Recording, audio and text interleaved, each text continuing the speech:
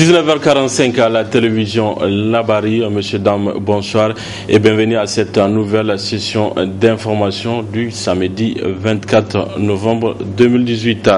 Une nouvelle vague d'enlèvement des personnes dans la région de Difa. Elles sont au nombre de 15 jeunes filles qui ont été kidnappées par les éléments de Boko Haram à quelques kilomètres de Toumour à l'est, non loin de la frontière nigériane. Un raft qui a fait réagir le député de la région de Difa ce samedi. Précision dans cet élément signé Hassan Saleh Mustafa. Boko Haram a une fois de plus secoué plusieurs familles de la région de Difa. En effet, dans la nuit du vendredi au samedi, 15 jeunes filles ont été enlevées dans les villages non loin de la commune de Toumour à l'est de Difa. Le kidnapping a suscité la réaction des députés de la région, tous bords politiques confondus. Ces élus nationaux qui ont condamné le raft demandent aux autorités de renforcer les mesures sécuritaires dans la région. D'abord, une tuerie de 8 personnes, ensuite des enlèvements massifs aux environs de Toumour, de 15 femmes hier nuit. Nous avons donc à cette occasion voulu vous dire le ressenti des députés de la région de Difa. D'abord, nous présentons nos condoléances aux populations de la commune de Toumour. Ensuite, nous demandons au gouvernement, malgré tous les efforts qu'il a déjà engagés, de prendre instamment des mesures pour pouvoir, en ce qui concerne les femmes qui sont enlevées, pour pouvoir rechercher immédiatement ces femmes-là, les retrouver et les ramener dans leur foyer. En moins d'une semaine, c'est pour la deuxième fois que les éléments de Boko Haram mènent leur incursion à Toumour et environ, ce qui amène les députés à taper du poing sur la table et interpeller les autorités. De prendre des mesures urgentes pour mettre les populations de la zone de Toumour, le village de Toumour et ses environs, de les mettre en confiance. Donc il va falloir qu'il y ait un déploiement massif militaire dans cette zone afin que les populations ne puissent pas faire un autre mouvement. Si on ne prend pas garde, d'autres événements peuvent survenir. Et si on n'anticipe pas sur les actions meurtrières de Boko Haram, nous serons amenés à gérer des situations beaucoup plus difficiles. Et nous demandons au gouvernement de faire diligence pour écouter le cri de cœur, non seulement des élus, des députés de la région de Difa, mais aussi les populations de la région de Difa et en particulier la commune de Toumour qui vit des moments extrêmement difficiles. Cet enlèvement de 15 filles porte désormais à 54 le nombre de personnes enlevées dans la région de Difa par Boko Haram. Un enlèvement qui intervient après plus de 500 jours de détention de 39 femmes et enfants enlevés à Nglewa le 2 juillet 2017, toujours sans leurs nouvelles. Poursuite des travaux de la deuxième session ordinaire au titre de l'année 2018, dite session budgétaire de l'Assemblée nationale. La journée parlementaire de ce samedi a pour thème intégration de la Convention de Kampala dans le droit interne du Niger. Le ministre de l'Action humanitaire était à l'hémicycle pour échanger avec les députés sur le processus de domestication de la Convention de Kampala relative aux déplacés internes. Retrouvons Hassan Saleh Mustafa et Halidou Brema. Cette journée parlementaire porte sur l'implication des députés nationaux dans le processus de domestication de la Convention de Kampala sur le droit des déplacés internes.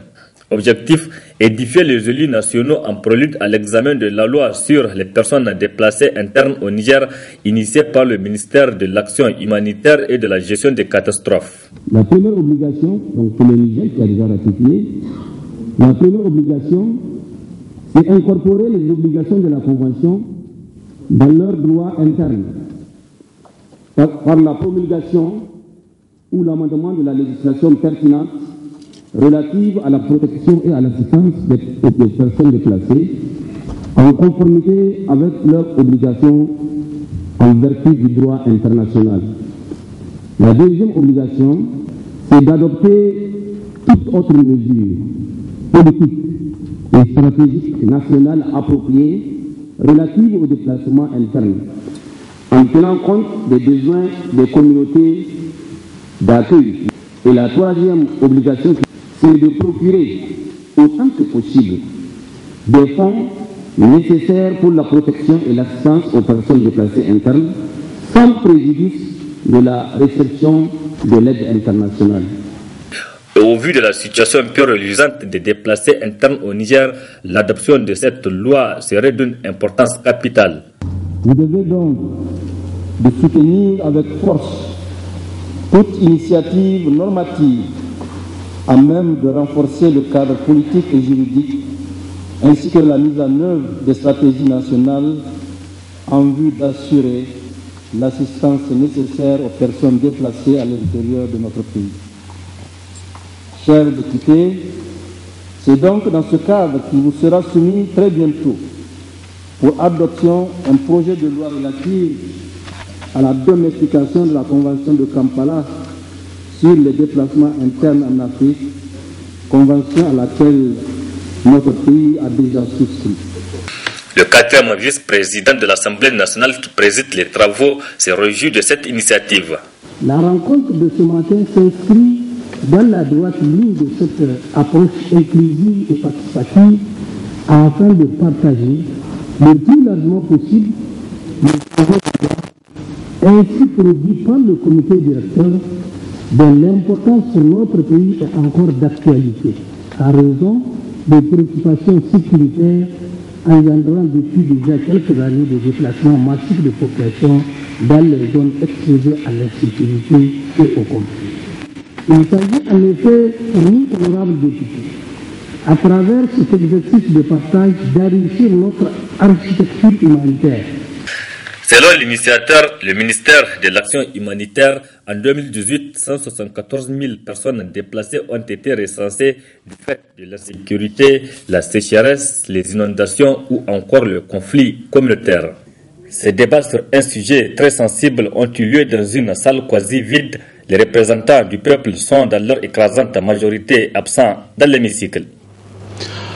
Déclaration d'adhésion au Parti Rose, le PNDS Taraya, par des militants du parti de l'Adan Tchana. Cette déclaration a eu lieu cet après-midi au palais des congrès de Niamey sous le leadership de El Haj Moussa Kimba, dit El Haj Dada, qui a mobilisé un nombre important des militants. C'est dans ce reportage de Ismaël Mouni et Chebou Guisso. Nous ne sommes plus à Amen à compter de cette date. Nous sommes militants à part entière du Parti Rose. C'est le principal point de cette déclaration d'adhésion sous le leadership d'El Hadji Moussa Kimba, dit Dada, qui a mobilisé tout ce beau monde acquis à sa cause de renforcer les rangs du PNDS Taraya. Par ma déclaration, vous confirmez ma démission définitive du parti Amin Amin et mon adhésion aux idéaux du parti de l'espoir et de l'avenir. J'ai nommé le PNDS Taraya. En ce sens, je fais appel à tous citoyens nigériens, sans distinction de sexe, d'ethnie ou de religion, à nous joindre afin d'apporter notre contribution à l'effort que fournit la majorité présidentielle en vue de soutenir les grands projets structurants de son Excellence, Monsieur le Président de la République El Hadji Issoufou Mahamadou, et son gouvernement dans le seul intérêt du peuple nigérien. Moi, El Hadji Moussa Kimba, dit Dada, m'engage à partir de cet instant à respecter les textes de notre grand parti, à faire sa promotion partout où de besoin, à cultiver l'esprit de solidarité, d'entraide et de cohésion entre les militantes et les militants du parti. Je ne terminerai pas mon allocution sans remercier le comité d'organisation qui n'a ménagé aucun effort pour la réussite de cette cérémonie. Mes remerciements vont également à tous celles et ceux qui ont effectué le déplacement. Au nom du président du Parti Rose, le président régional de Niamey du PNDS Taraya a félicité Dada pour cette mobilisation gigantesque et que c'est à bras ouverts qu'il accueille ce nouveau militant. Au nom du président du comité exécutif national du parti PNDS Taraya, au nom du bureau de la fédération de Niamey, je transmettre toute notre salutation de votre adhération à notre grand parti PNDS Taraya. Soyez le bienvenu, vous, Aladji Dada, et votre tous comités qui sont ici présents dans la salle. Toujours au cours de cette déclaration qui a mobilisé cette foule venue de plusieurs quartiers de Niamey, une mention spéciale a été adressée à Bazoum Mohamed, président du PNDS Taraya. Le siège de l'université suisse IMEF a servi de cadre ce matin pour une conférence organisée à l'occasion du 8e anniversaire de la Constitution du Niger au profit de ses étudiants. Le thème de cette conférence est la démocratie constitutionnelle au Niger, 8 ans après l'entrée en vigueur de la Constitution du 25 novembre 2010. Nafissatou Yahaya et Ibrahim Abdou pour le résumé. 25 novembre 2010, 25 novembre 2018, cela va faire 8 ans qu'elle est rentrée en vigueur. Elle, c'est la Constitution de la République du Niger. À cette occasion, l'université suisse IMEF tient la présente rencontre d'échange au profit de ses étudiants. Une conférence placée sous le thème « La démocratie constitutionnelle au Niger », 8 ans après l'entrée en vigueur de la Constitution du 25 novembre 2010. L'université suisse IMEF du Niger a bien voulu dédier donc à la jeunesse estudiantine et politique de notre pays, à l'occasion du 8e anniversaire donc, de la Constitution du 25 novembre 2010 qui fonde la 7e République. S'interroger sur l'état de la démocratie constitutionnelle au Niger 8 ans après l'entrée en vigueur, c'est justement nous demander quelle est la condition, la situation, le niveau ou le degré justement de maturité de notre démocratie au Niger après l'entrée en vigueur, parce que c'est cet exercice-là qui nous réunit ce matin. Une conférence qui a vu également l'intervention des panélistes représentant les partis politiques, ce qui a suscité l'appréciation des étudiants. En termes de mise en œuvre de la Constitution du 25 novembre 2010, qu'est-ce que l'on peut dire? Vous savez, le président de la République, c'est lui qui est garant du bon fonctionnement de l'État. Et à ce titre, il lui revient de faire en sorte que les dispositions prévues par la Constitution soient respectées. C'est son rôle. Et le premier aspect sur lequel on peut s'appesantir, c'est que la Constitution, vous le savez, prévoit un certain nombre d'institutions. Et lorsque l'on regarde ces institutions-là, aujourd'hui, après 8 ans d'exercice du pouvoir, toutes les institutions prévues par la Constitution ont été mises en œuvre, ont été mises en place et fonctionnent normalement. La deuxième insuffisance que nous avons relevée, c'est aussi lié à ce rôle de protection des droits fondamentaux par la Constitution. C'est-à-dire dans la pratique, nous avons découvert quelque chose, c'est que quand on dit menace contre les libertés fondamentales, la première menace, évidemment, ça vient du pouvoir exécutif. Quand on dit pouvoir exécutif, on parle de l'administration. Aujourd'hui, je prends un exemple au Niger, il y a un décret ou un arrêté pris par un maire qui encadre de manière drastique l'exercice d'une liberté fondamentale consacrée par notre Constitution, qui est la liberté de manifester. Malheureusement, puisque c'est un acte réglementaire, on ne peut l'attaquer que devant le Conseil d'État. À la fin de cette conférence, plusieurs participants ont émis le vœu de voir la Constitution du Niger traduite en langue nationale pour une bonne compréhension des citoyens. Lancement ce matin des activités de la Fédération nigérienne des logisticiens, FENILOG, une cérémonie qui a vu la participation de plusieurs étudiants et professionnels des instituts de Niamey. Asma Seydou, Boubacar Souley. FENILOG, Fédération nigérienne des logisticiens regroupant des jeunes étudiants de plusieurs instituts et écoles professionnelles, créée pour contribuer à un monde où les populations ont accès à des produits vitaux de qualité délivrés par des chaînes d'approvisionnement performantes et durables. À l'ETEC, nous encourageons les jeunes à exceller dans leur domaine.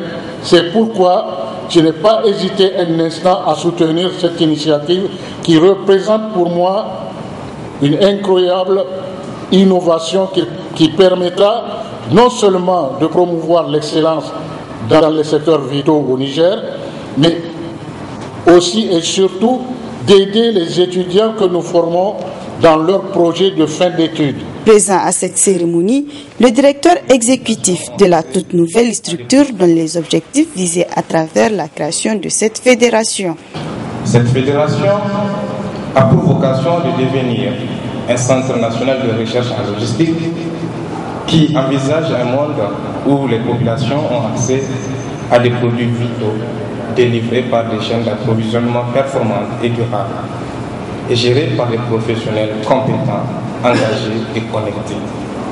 Et nous avons, entre autres objectifs, de contribuer à améliorer les conditions de vie du monde rural et urbain, apporter des réponses concrètes aux problèmes logistiques auxquels sont confrontés les acteurs dans divers secteurs, primaires, secondaires, tertiaires, notamment dans les domaines de l'agriculture, de la santé, de l'éducation, des transports, de l'environnement, de l'administration publique et des services divers.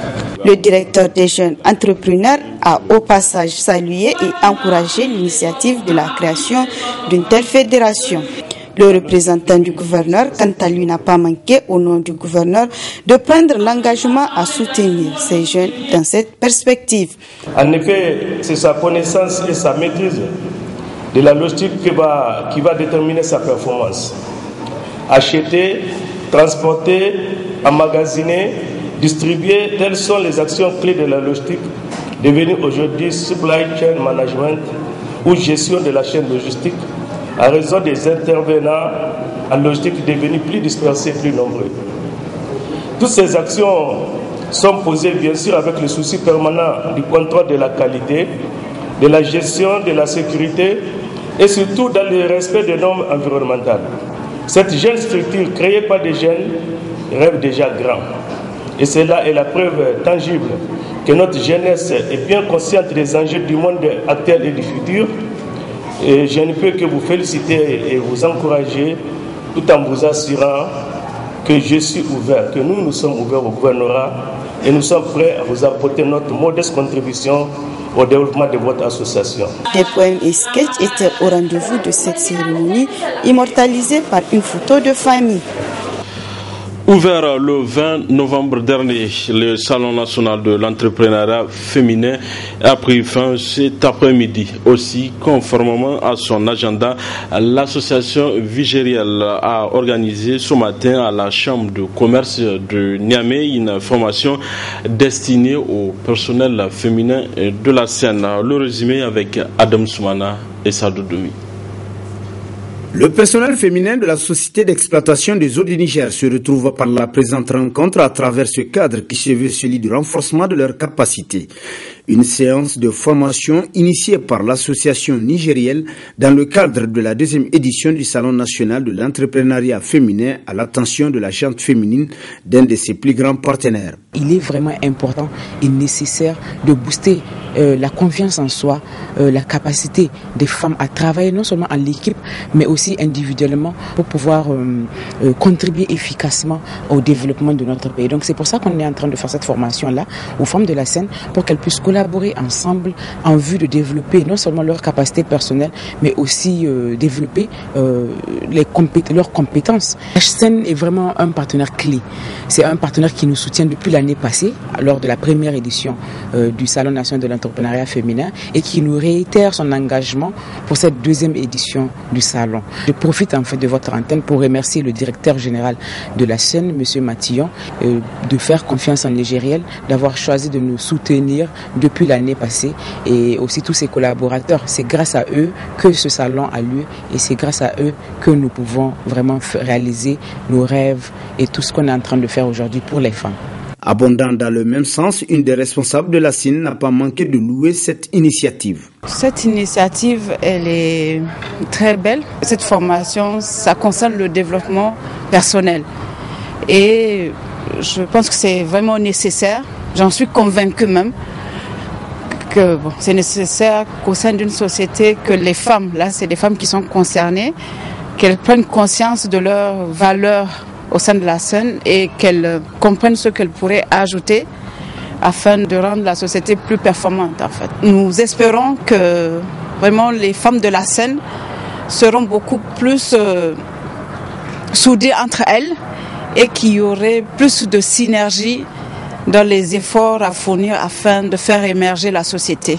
Vivement que l'objectif assigné à ce rendez-vous du donner et du recevoir puisse être profitable à la CIN et particulièrement à sa composante féminine, toute chose qui ne peut qu'agrandir le SANEF qui fait de l'autonomisation socio-économique de la femme son cheval de bataille. Du sport dans cette édition, le 25 décembre prochain se tiendra à Niamey le premier championnat national de football féminin. L'annonce a été faite hier à la FENIFOOT lors d'une conférence de presse, une sortie médiatique qui marque justement le lancement de cette compétition. Le résumé avec Adam Soumana et Sadou Demi. Cette sortie médiatique de l'instance dirigeante du football nigérien porte sur le championnat national de cette discipline version féminine. Un championnat longtemps attendu au pays et dont la présente rencontre marque le lancement officiel des compétitions au niveau régional. La FIFA tient beaucoup au football féminin, qu'elle d'ailleurs finance avec de gros moyens, mais nous, compte tenu de certains paramètres que vous connaissez, certains pays comme bien sûr le Niger n'ont pas encore commencé à faire un championnat de football féminin. Donc c'est une première cette fois-ci. Vraiment le bureau exécutif a donné des instructions au niveau de la commission pour qu'elle organise le premier championnat de football féminin. Donc c'est à cette occasion que nous avons demandé de faire un événement spécial. Prenant la parole à leur tour, les premiers concernés par ce rendez-vous de football féminin au Niger ont tenu à entretenir l'assistance sur le déroulé de cette compétition. Ce championnat va s'organiser dans 5 régions. Il y aura donc un premier, en 2 phases. Il y a d'abord les éliminatoires régionaux. Donc au niveau de chaque région, il y a 5 régions qui sont engagées. La région d'Agadez, où il y a 2 clubs qui vont s'affronter entre eux. Il y a donc un champion de la région d'Agadez qui va représenter la région d'Agadez à Niamey. C'est ce qui va se passer donc aussi au niveau donc de la région des Indes, il y a 2 clubs. Donc toutes les régions à 2 ou 3 clubs vont s'affronter entre eux.